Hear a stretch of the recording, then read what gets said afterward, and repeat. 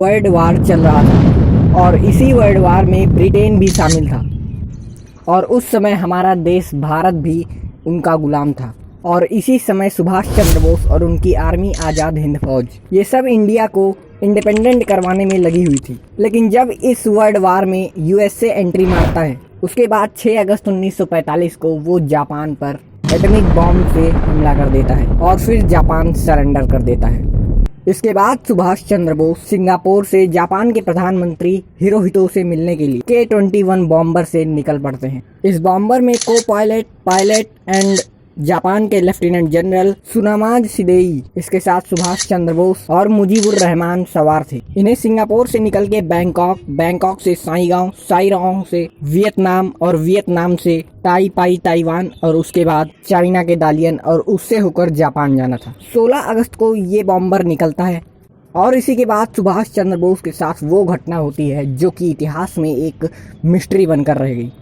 आखिर क्या हुआ था सुभाष चंद्र बोस के साथ और आखिर कैसे कैसे बढ़ी मिस्ट्री, ये सारी बात आज के इस वीडियो में करेंगे। उससे पहले मेरा नाम है आस्तिक तिवारी और आप देख रहे हैं episode 6 death mystery of Netaji.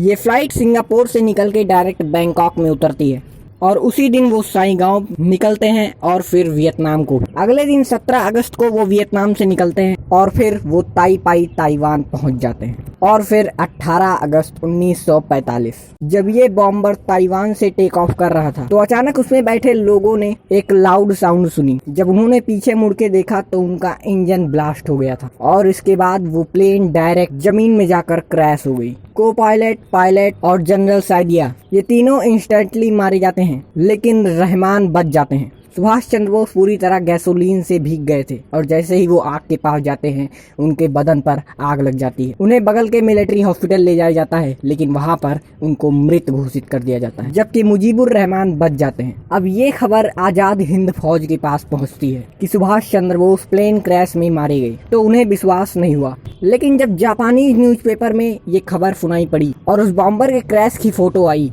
तो सब के सब लोग दंग रह गए। लेकिन उसके बाद भारत में कई सारी ऐसी कमेटी बिठाई गई जो कि नेताजी सुभाष चंद्र बोस के डेथ का सबूत ढूंढ रहे थे। पहली रिपोर्ट आती है फिगेस रिपोर्ट 1946। इसमें यह कंफर्म कर दिया जाता है कि बॉम्बर टाइहोकू के नियर जाकर क्रैश हो जाता है और जिसमें सुभाष चंद्र बोस एक पैसेंजर की तरह थे। उन्हें नियर बाई हॉस्पिटल में ले जाया जाता है उसी दिन और फिर उन्हें टाइहोकू में जला दिया जाता है और बोस की जो एसेस थी उन्हें टोक्यो में भेज दिया जाता है। लेकिन इसके बाद शाहनवाज कमेटी 1956 और खोसला कमीशन 1970 इनमें भी यही बातें निकल कर आती हैं। लेकिन इसमें सबसे बड़ा जो रहस्य था वो था मुखर्जी कमीशन 2005।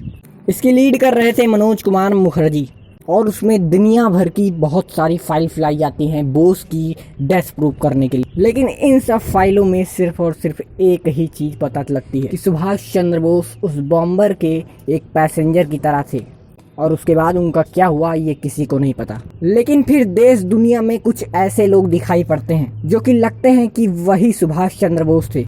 लेकिन इनमें जो पॉपुलर केस था वो था the mystery of Gumnami Baba. Gumnami Baba करीब 30 साल से उत्तर प्रदेश के फैजाबाद में रहा करते थे। सुभाष चंद्र बोस और गुमनामी बाबा की शक्ल आप देख सकते हैं कि आखिर कितनी मिलती जुलती है ये शक्ल।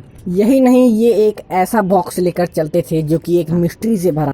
जब इस बॉक्स को खोला गया तो इस बॉक्स में सुभाष चंद्र बोस की फैमिली फोटोज निकलती हैं, रोलेक्स घड़ी निकलती है जो कि सुभाष चंद्र बोस अक्सर अपनी जेब में रखते थे, आजाद हिंद फौज की यूनिफॉर्म मिलती है, कुछ ऐसे लेटर्स मिलते हैं जो कि उनकी फैमिली मेंबर्स ने लिखे थे, एक चश्मा मिलता है जो कि सुभाष चंद्र बोस पहनते थे। और जब इतना सब कॉमन सुभाष चंद्र बोस और गुमनामी बाबा में देखा गया तब लोगों को शक होने लगा कि यही सुभाष चंद्र बोस है।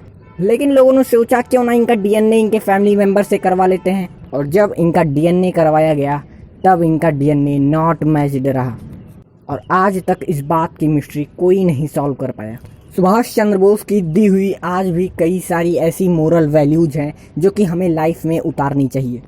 सुभाष चंद्र बोस जिन्होंने अपनी पूरी जिंदगी भारत माता के नाम कर दिया, वो आज तक लोगों के दिलों में समाये हुए। अगर आज की वीडियो थोड़ी भी इंटरेस्टिंग रही हो तो इस वीडियो को लाइक करके चैनल को सब्सक्राइब जरूर कर दीजिए। मिलते हैं ऐसी ही अगले एपिसोड में, तब तक के लिए